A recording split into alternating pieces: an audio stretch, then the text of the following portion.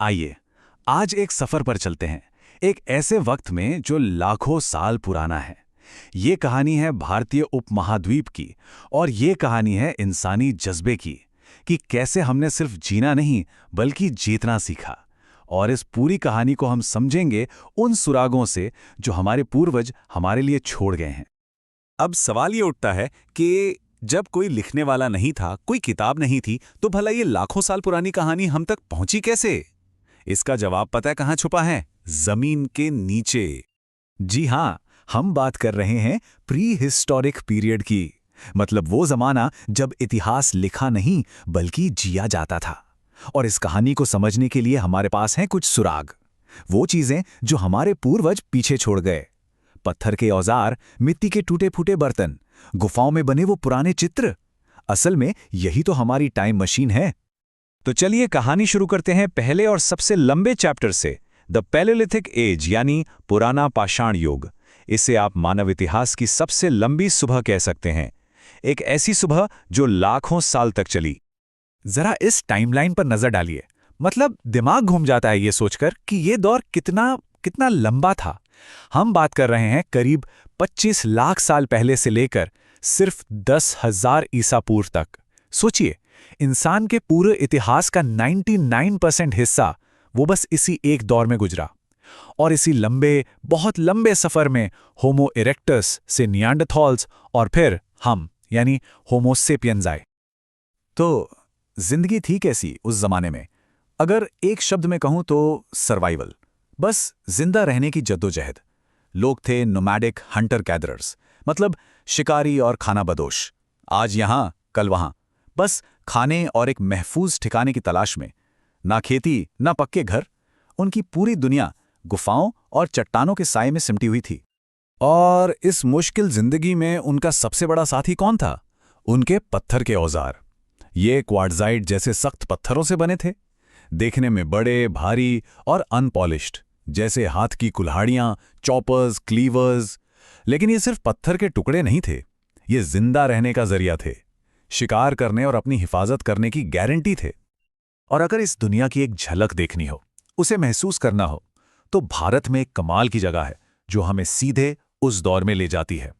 ये जगह है मध्य प्रदेश की भीमबेटका गुफाएं। यहाँ की चट्टानों पर हजारों साल पुरानी पेंटिंग्स बनी हुई हैं। शिकार करते हुए लोग, नाच गाना, सोशल लाइफ, सब कुछ। ये सिर्फ आर्ट नहीं है, ये हमारे पूर्वजों के मन में झांकने का एक झरोखा है। ये हमें बताता है कि इंसान अब सिर्फ जिंदा रहने के लिए नहीं लड़ रहा था, बल्कि एक कल्चर, एक संस्कृति भी जन्म ले रही थी। तो लाखों साल का ये लंबा दौर गुजरा और फिर दुनिया ने करवट ली, मौसम बदलने लगा। और इसी के साथ हम कहानी के अगले पड़ाव पर पहुंचते हैं, द मेसोलिथिक एज यानी मध्य पाषाण युग।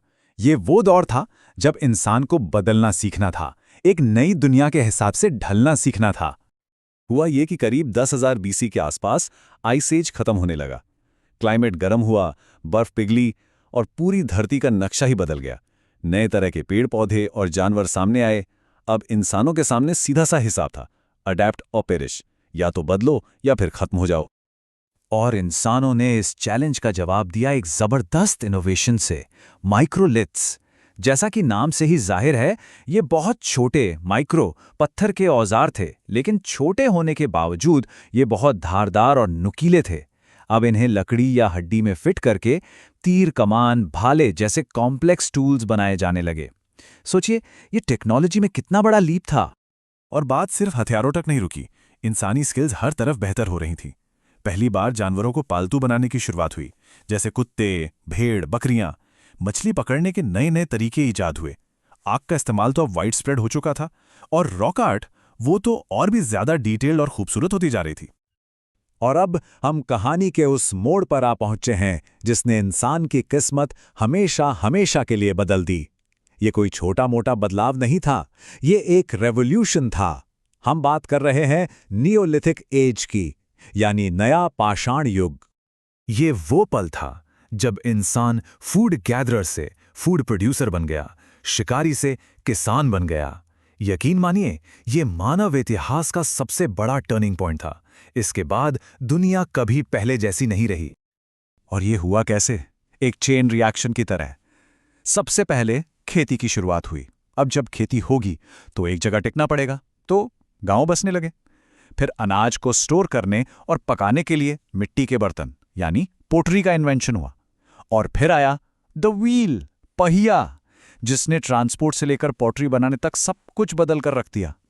और इस पूरी क्रांति का एक जीता जागता सबूत देखना हो तो वो है मेहरगढ़। आज ये पाकिस्तान में है और ये दुनिया की अर्लीस्ट फार्मिंग सेटलमेंट्स में से एक मानी जाती है। मेहरगढ़ इतना जरूरी क्यों है? क्योंकि ये हमें दिखाता है कि कैसे इंसानों ने एक जगह बसना और खेती करना सीखा। यहाँ गेहूं और जौ की खेती के सबसे पुराने एविडेंस मिले हैं। असल में ये वही फाउंडेशन थी जिस पे आगे चलकर इंडस वैली सिविलाइजेशन जैसी महान सभ्यता की इमारत खड़ी हुई।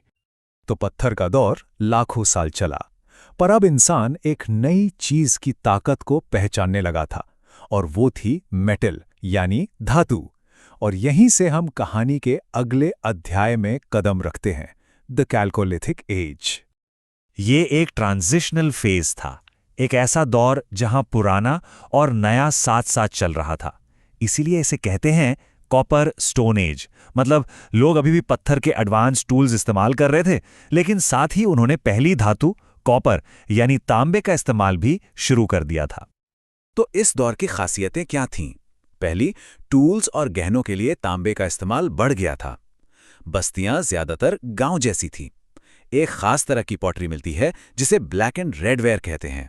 और तो और हमें धार्मिक विश्वास के सबूत भी मिलने लगते हैं, जैसे मदर गॉडेस और बैल की पूजा। इससे पता चलता है कि सोसाइटी अब और ज्यादा कॉम्प्लेक्स हो रही थी।